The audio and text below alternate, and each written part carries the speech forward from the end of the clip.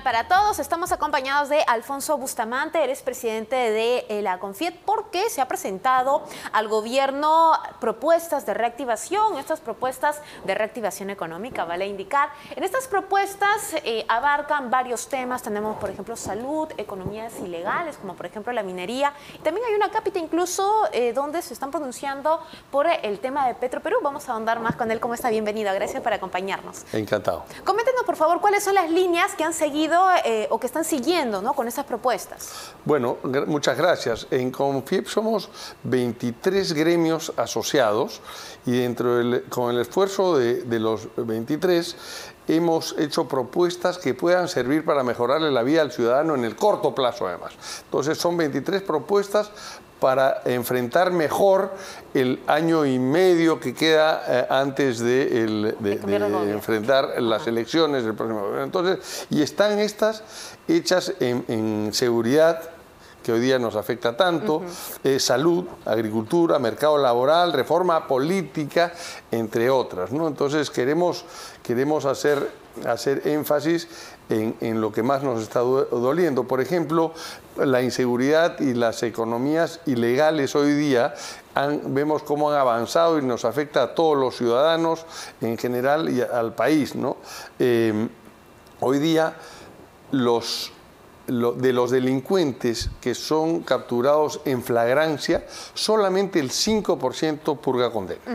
Los demás salen libres. Claro. Entonces, y salen libres porque el proceso es lento y costoso. Entonces estamos proponiendo acelerar la implementación de los centros de flagrancia, donde están incluidos ahí la policía, la fiscalía y el Poder Judicial. Podemos reducir de 11 meses que dura en todo el proceso a tan solo 24 horas, porque lo hacemos en un mismo circuito. Señor Bustamante, yo también estaba revisando un poco las propuestas y me había detenido, por ejemplo, en esta línea del mercado laboral, ¿no? Ustedes hacen énfasis en estas leyes que se aprobaron en el gobierno del expresidente Pedro Castillo. Por favor, explíqueme la propuesta, porque están buscando, en todo caso, derogar esta ley como la de la tercerización, por ejemplo. A ver, lo que hay dos normas que se aprobaron en el gobierno de Castillo cuando la ministra de Trabajo era Betsy Chávez, ¿no? En el Perú tenemos una relación tripartita donde nos reunimos trabajadores, empleadores y Estado, y donde se van consensuando entre los tres, los procesos se discuten y no siempre tenemos acuerdos, pero han sido previamente discutidos y escuchadas las posiciones. En el caso de la tercerización y las negociaciones colectivas, se saltaron a la garrocha estos procesos y en realidad no solamente somos los tres actores, sino además supervisados por la Organización Internacional del Trabajo. Entonces, es un mecanismo que en el mundo se utiliza mucho. Y entonces, lo que decimos es que se ha vulnerado ese espacio donde nosotros trabajamos. Y claramente, esto lo que da pie es a un desbalance. Esto nosotros lo hemos contestado por la vía legal y hoy día todos tienen efectos suspendidos. Pero lo que debemos hacer es regular de mejor forma cómo son las negociaciones colectivas. No estamos opuestos, por supuesto, a las negociaciones colectivas, pero creemos que tienen que tener un marco donde podamos participar todos. En este caso, se ha propuesto, a través del documento que ustedes han enviado, la derogación de estas leyes o modificarlas quizás. Lo que estamos proponiendo es que sentándonos en esta mesa de trabajo conjunta, nos sentemos a evaluarlas y a presentar las modificaciones. Y la segunda, que es tanto más importante que la primera, es la de tercerización. El mundo hoy día tiene el 60% de los trabajos son especializados y hay empresas especializadas por obra. El no tener, el cerrarle la puerta a la tercerización es restarle competitividad al país y también restarle posibilidades de una mejor remuneración a los trabajadores especializados. Entonces sí creemos que deben ser discutidas en el CNT, ¿no? ¿Se ha calculado cuántos puestos de empleo se podrían haber perdido desde la promulgación de esta ley? Como le digo, ninguna de las dos está vigente. ¿no? Entonces lo que pedimos es, antes de que sean vigentes, resolverlos por la vía del tripartismo dentro del seno de la CNT. Ahora, ¿no? Las observaciones que ustedes de parte del sector privado han sido constantes en realidad, ¿no? Ni bien se informaron.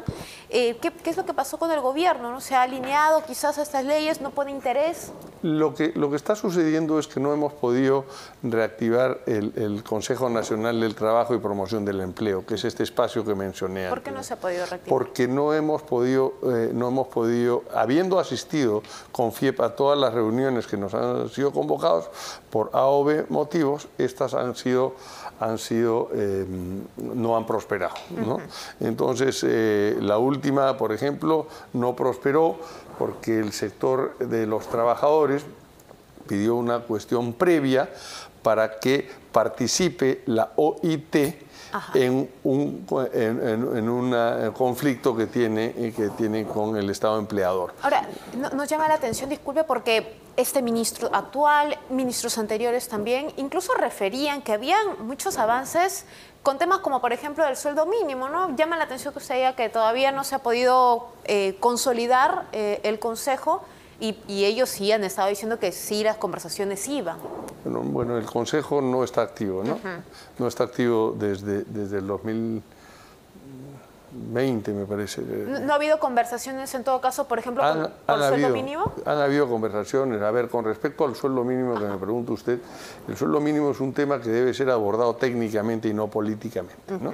Eso es lo que hemos venido manifestando, ¿no? Y el sueldo mínimo no puede ser una herramienta para mejorar la popularidad de un gobernante, porque lo que termina siendo es resta competitividad. El gran tema con referente al trabajo es la gran informalidad, porque hoy día todo lo que estamos hablando nosotros es regular al 25% de la población laboral.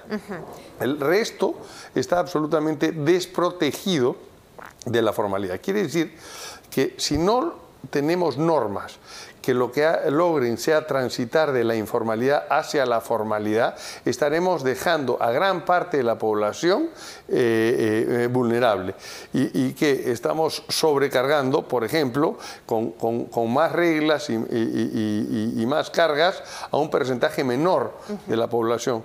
Realmente, si queremos hacer una diferencia con la vida de las personas, tenemos que ayudar a transitar hacia la formalidad. Y de eso es lo que, más allá del tema específico del sueldo mínimo, lo que desde la CONFIEP postulamos es que tenemos que tomar medidas para acoger a esa gran parte de la población laboral que está absolutamente desprotegida. Señor Bustamante, solo para precisar, por favor, en todo caso, si desde el 2020 hasta la actualidad el Consejo Nacional del Trabajo no está activo, en todo ese periodo, CONFIEP, como representante de las empresas, ¿cuántas veces se ha reunido con el Ministerio de Trabajo para hablar este tema puntual? Y lo menciono porque, como le indico, ¿no? Hasta la presidenta, en su mensaje del 28 de julio, anunciaba, ¿no? Incremento del sueldo mínimo, por ejemplo. ¿Cuántas veces ha habido reuniones al respecto? Muchas, no sé si las puedo contar, 6 o 7 veces en el Ministerio de Trabajo, con varios ministros hechos de paso, pero no a través del Consejo Nacional. El Consejo, hemos intentado reactivar el Consejo Nacional. El sector privado, el sector empleador, con su conjunto, puso como una condición para volver a sentarse que se deroguen esas dos normas. Después hemos aflojado nuestra posición diciendo, oye, no, vamos a reunirnos por la importancia del CNT, vamos a reunirnos por lo que les pedimos, es que los primeros temas de agenda que se vean sean la revisión de esas normas y poderlas discutir entre los tres. Lamentablemente no hemos logrado eso, hemos tenido varios intentos de reunión y, como dije, CONFIEP y el sector privado ha representado en el CNT, ha asistido todas las veces, pero lamentablemente no tuvo efecto. Yo quisiera poder... Sí, justamente para volver a la propuesta, queríamos hablar también sobre la propuesta que están haciendo ustedes en cuanto a Petroperú. Están cada vez que suena una noticia de calificación con respecto a Petroperú, siempre es a la baja, lamentablemente, ¿no? Sí. Y o no nos olvidemos también que pidieron o que hicieron un comunicado anunciando que necesitan una espalda financiera de 2.200 millones de dólares aproximadamente. ¿Qué es lo que ustedes proponen? Adicionales, exactamente, ¿no? A ver, lo que nosotros decimos es que una entidad como Petroperú que llega a un proyecto como la refinería de Talara, que ha requerido del Estado 6.000, 6.500, ahora será 7.000 millones de dólares, ¿no? Y hoy día todavía no está en operación, no está en marcha. Como cualquier proyecto de gran envergadura que se hace, ¿no?, tiene que tener una viabilidad económica. Entonces, antes de definir qué se va a hacer, si viene un operador privado o estatal, realmente lo que tenemos que ver es que si el proyecto, si la empresa tiene viabilidad económica. La mejor forma de determinar esto es una vez que haya terminado el periodo de construcción, como lo ha hecho ahora, ¿no? En este momento la administración, nosotros sugerimos que la administración evalúe su viabilidad. ¿Cómo se hace esto? Normalmente cuando haces un proyecto tan grande, el financiamiento durante el periodo de construcción es muy difícil y los agentes financieros no están en capacidad de financiarlos. Por eso se recurre o al accionista o a préstamos de corto plazo que no están adecuados con la duración de este proyecto. Y eso es lo que ha sucedido en el caso de Petroperú. Una vez terminado el periodo de construcción como es ahora y ya eliminado el riesgo constructivo, es normal que las entidades se vayan al mercado financiero a buscar refinanciar el proyecto y acaso refinanciar no solamente para ordenar el financiamiento, sino para que el sponsor, el patrocinador, el accionista recupere parte de ese capital que tuvo que poner en exceso para esto. Entonces es momento de que Petroperú contrate a un asesor que los lleve a viabilidad financiera y eso para atraer a los agentes financieros. Lo que va a suceder, le voy a contar qué es que si no hay una gobernanza en Petroperú, si no se tienen reglas claras, si esto no tiene viabilidad económica, los agentes financieros van a decir que no pueden prestar nada. Lo cual, si eso es así, lo cual nos lleva a dos caminos. O vamos hacia el ordenamiento de la gobernanza de salud, que el Estado accionista no pueda poner, sacar gente, utilizar recursos para otros fines que no sean el propósito de su actividad económica. Entonces, o deja el Estado de hacer eso y se pone a las reglas de cualquier empresa, o vamos a tener que entrar o a que el Estado siga subsidiando y poniendo dinero en un pozo, en un barril sin fondo, o que realmente vaya esta a la liquidación, ¿no? Lo lógico es ir por el primer camino, ajustarnos hacia el modelo de gobernanza, el modelo de financiamiento, de búsqueda, de recuperar gran parte del capital invertido en los últimos años a través del refinanciamiento de las deudas, y eso va a implicar que seguramente tenga un operador con experiencia, el que sea el operador, que tenga un set de reglas claras, que busquen contratos de largo plazo para clientes que tengan a largo plazo, que tenga una proveeduría predecible del suministro de crudo para poder vender el material. Ahora, el titular del MEF, el ministro José Arista, la semana pasada, cuando estaba respondiendo al pliego interpelatorio, indicó que se va a buscar que Petroperú vuelva al FONAFE, a la que rige, ¿no?, las empresas estatales, y aseguró que no se va a permitir que la empresa quede insolvente. Cuando él habla de esto, cuando él dice que no va a permitir que caiga en la insolvencia, que es básicamente la capacidad de que esta empresa pueda cumplir sus compromisos a largo plazo, finalmente significa que el Estado va a estar dándole dinero, porque no queda claro en realidad. Y volver al FONAFE, ¿qué significa también? Creo que es una buena señal la que da el ministro Arista de que vuelva al FONAFE. El FONAFE es la holding del Estado, la holding, la tenedora de las acciones de las empresas estatales, o sea, de régimen privado de propiedad estatal, ¿no? Entonces, esta va a controlar seguramente mejor de la autonomía que tenía hasta este momento Petroperú, ¿no? Y va a tener que conducir el proceso que acabo de mencionar yo si no quiere llevarlas a insolvencias. El ministro Arista ya dijo que no debería ir a insolvencia, entonces o el FONAFE, que son recursos de todos los peruanos, le vuelve a prestar plata a Petroperú, o el FONAFE busca que el mercado de capitales pueda financiar a Petroperú, haciendo los cortes y los aseguramientos al repago de estas inversiones que tengan que hacer. Entonces, el mercado de capitales, el mercado financiero va a pedir predictibilidad en el repago de esto. Entonces, creo que es una buena señal, que se genere esas obligaciones hacia el mercado de capital, porque lo primero, el Estado peruano recupera parte de ese capital mal invertido en esto. No creo que recuperemos todo el capital invertido. Claro. Solo una precisión en cuanto a la propuesta que está haciendo Confiep,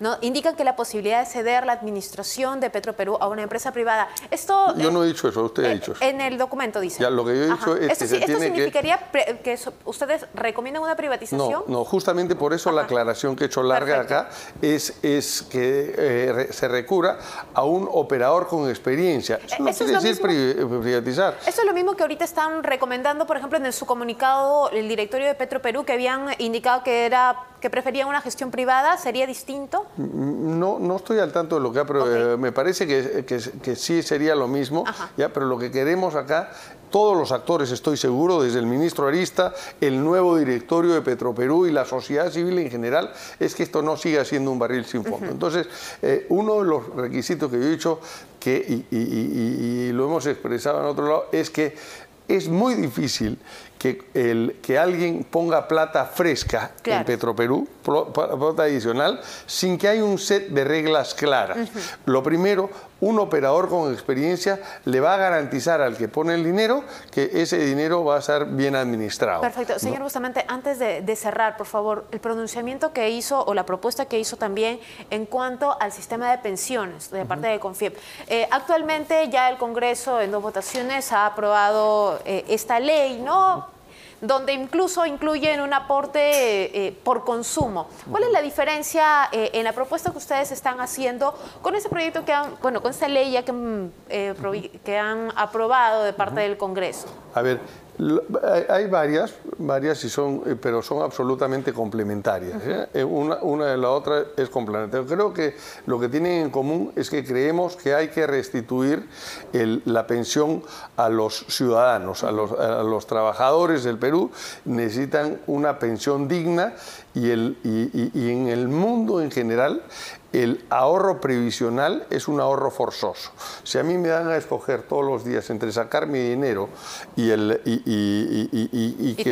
tenerlo amarrado a un plazo largo, el ciudadano por naturaleza prefiere que se lo den. Claro. Pero al hacer eso estamos negándonos a tener una pensión de jubilación. En el mundo, no en el Perú, eso, ya sea un sistema privado o público, como siempre hemos tenido, es ahorro forzoso. Ahora, ese ahorro forzoso de capitalización individual, ¿no?, es el que hoy día está siendo vulnerado, ¿no? Y al ser vulnerado, lo que está pasando es que las capas más bajas de los pensionistas se han quedado sin pensión. ¿Ustedes sí están a favor de lo que se ha aprobado en el Congreso? ¿De qué? Sobre el sistema de pensiones, sobre esta nueva reforma. La nueva reforma de generar un ahorro previsional en función al gasto.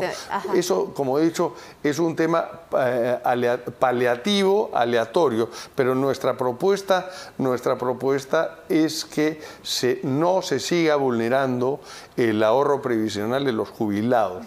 Yo creo que hay un malentendimiento de cómo funcionan los fondos de pensiones. Los fondos de pensiones son del pensionista, no del administrador. Creo que la reforma de previsional en el Perú puede tocarse varias formas, cómo cobran los administradores, pero no olvidemos que lo importante es generar una pensión digna a los asegurados, a los pensionistas, cosa que en el pasado no hemos tenido los que aportábamos. Y sobre todo no hay cultura. Señor Bustamante, para cerrar ya, por favor, y cambiando de tema, quería aprovechar la oportunidad para consultarle también sobre el megapuerto de Chancay. Mincetur indica que va a concentrar los 25% de nuestros envíos por vía marítima. Está ya a más del 80% de avance. Sin embargo, lo que se observa, por ejemplo, en el distrito mismo, es que no hay una planificación todavía, no se tiene la planificación urbana, ¿no? A pesar de que los terrenos incluso ya se están revalorizando, ¿no? Sí. Faltan 5 meses quizás para la inauguración. Sí. ¿Qué tan preparado está el Perú? Mire, buena pregunta. Yo creo que primero quisiera decir que el impacto que va a tener el megapuerto de Chancay, además en conjunto con el puerto del Callao por su cercanía, generan un eje que es el eje más importante de la costa pacífica de América del Sur.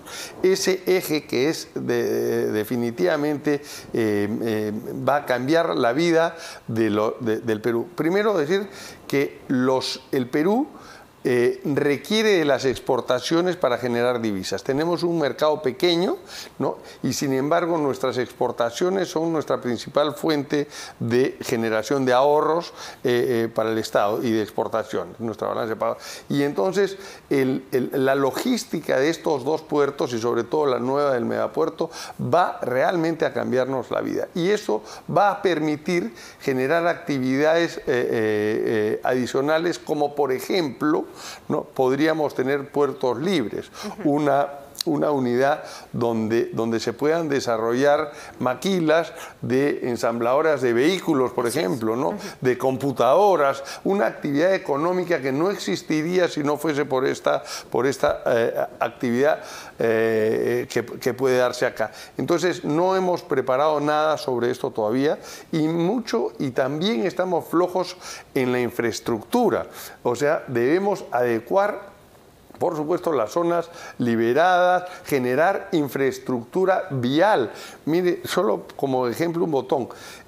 Para que este eje Callao-Chancay funcione, ¿no? Necesitamos una conectividad terrestre en los puertos y esa no existe. Alimentadores terrestres que vengan de todas partes del Perú no existe. Solamente en Ventanilla desde hace 5 años hay 300 metros de la carretera de Ventanilla que une Chancay con el Callao que está rota. La doble vía se corta. ¿Cómo es posible que desde hace 5 años no podamos revisar 300 metros de carretera? ¿Cómo vamos a estar preparados? No lo estamos.